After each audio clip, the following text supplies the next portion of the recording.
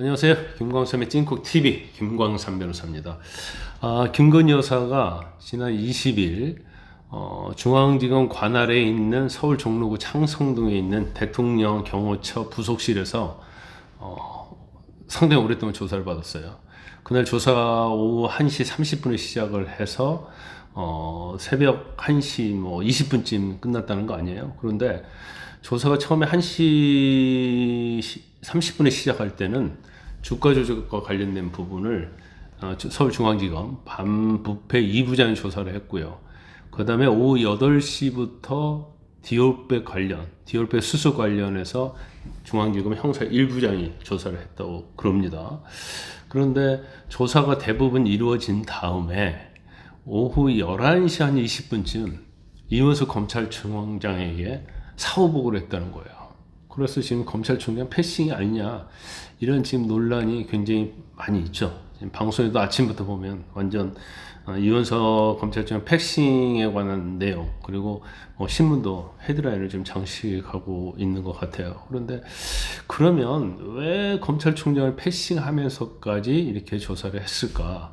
굉장히 좀 의아한 점이 좀 많이 있어요. 그런데 일단 김건희 여사를 조사를 할 때 검찰청에 불러서 조사를 해야 한다는 것이 이원석 검찰총장의 의견이었고, 또 수사 실무진, 또 중앙지검의 이창수 검사장, 아주 친윤 중에 친윤으로 알려져 있죠.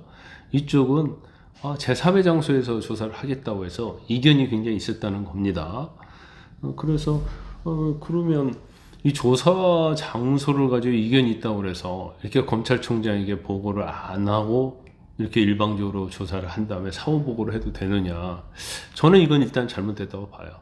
물론 수사팀이나 중앙지검에서 그런 얘기를 하고 있죠. 이미 이원석 검찰총장은 추미애가 법무장관을 할 때 이 김건희 여사 관련 수사, 주가 조작과 관련해서는 이미 배제가 됐기 때문에 사전에 보고할 필요가 없었다는 취지로 얘기를 하고 있거든요.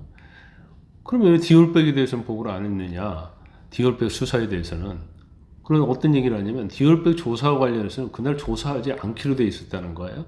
근데 현장에서 김건희 여사를 설득해서 조사를 했다는 겁니다. 근데 저는 그건 이해가지 않아요. 이게 갑자기 현장에서 설득해갖고 조사를 한다는 것이 처음에 조사 자체는 주가 조작과 관련해서는 반부패 2부장이 했잖아요. 그리고 디올백과 관련해서는 8시부터 조사를 했다는데 형사 1부장이 조사를 했단 말이에요. 그럼 이미 다 대기하고 있었던 거 아닙니까? 그리고 김건희 여사는 영부인이잖아요. 대통령 부인인데 주가 조작 한 번 조사하고 디올백도 한 번 조사하고 나중에 불러갖고 2번 조사할 수 있어요?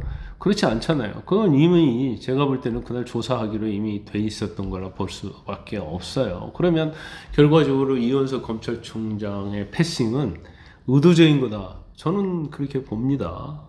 그래서 이게 사실 국민 입장에서 보면 상당히 매끄럽지가 못해요. 제가 볼 때는 검찰 어디서 조사받나 똑같은 거 아닙니까? 그러면 공개는 아니다 하더라도 비공개로 불러가지고 일단 어차피 조사할 거니까 검찰청 내에서 조사를 하면 훨씬 더 모양새도 좋고 검찰이 상당히 의지가 있구나 이런 평을 받을 수도 있어요.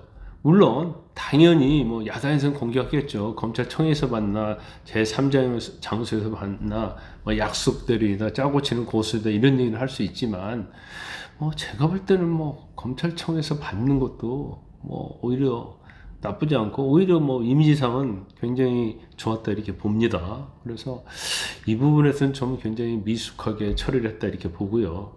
그러면 왜 이 시점에서 조사를 하냐는 거죠. 그건 두 가지를 볼 수가 있는데 첫 번째 이제 전당대회가 이제 거의 끝나가잖아요.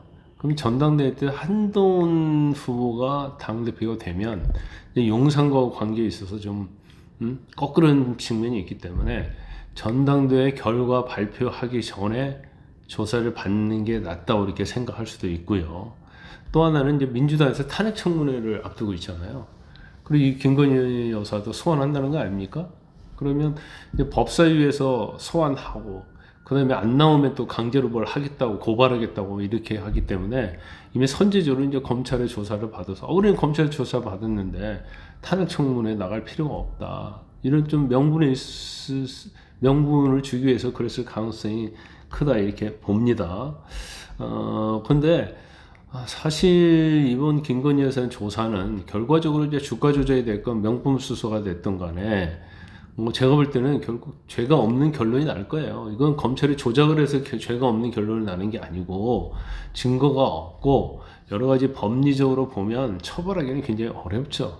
근데 어차피 무혐의 할 것 같으면 좀 절차에 있어서는 좀 성역 없는 그런 수사다 이런 것을 좀 보여줬으면 어떨까 생각이 들고 문제는 이제 이원석 검찰총장이잖아요. 이원석 검찰총장이 오늘 아침에 출근을 하면서 기자들이 인터뷰한 내용을 보면 일단 뭐 자기 자신은 전혀 보고받은 바 없다는 거 아니에요. 사후 보고를 받았다는 거고 이원석 총장 말고 대검 간부들도 보고받은 적이 없다는 거예요. 그럼 결과적으로 의도적이고 일부러 고의적으로 패싱했다 이렇게 볼 수가 없어요. 그래서 이제 오늘 아마 중앙지검장으로부터 대면 보고를 받기로 돼 있는 것 같습니다. 그래서 그 보고를 받고 진상을 파악한 다음에 이제 상응 조치를 하겠다는 거예요. 물론 감찰해서 징계할 수도 있는 문제죠. 그리고 지금 뭐 법률 앞에는 예외도 특혜도 없다 이런 주장을 이윤석 검찰총장이 해왔기 때문에 지금 이번뿐만 아니라 지난번 검찰 인사, 검사장 인사에 있어서 완전 패싱당했잖아요. 뭐 본인은 뭐 협의한 바 없다 이렇게 얘기하고 있기 때문에 지금 패싱이 두 번째단 말이에요. 그러면 제가 볼 때는 임기가 아마 9월로 끝나는 걸로 알고 있는데 계속 9월까지 지금 거의 식물총장으로 돼 있는데 계속 그 자리에 연연하면서 갈지 아니면 이번에 중앙지검장과 대면 보고 한 다음에 도대체 이건 나에 대해서 모욕적인 거랄지 총장에 대한 뭐 총장으로서 인정하지 않는다랄지 이런 생각이 들면 제가 볼 때는 총장을 그만둘 수도 있다. 그런데 한편으로는 이런 생각이 들어요. 검찰총장도 패싱당했잖아요. 근데 윤석열 대통령도 검찰총장할 때 패싱당한 적이 있잖아요. 그러면서 대통령 된 거 아닙니까? 그런데 이런 것들이 이렇게 반복되는 것이 참 저는 개인적으로 볼 때 안타깝습니다.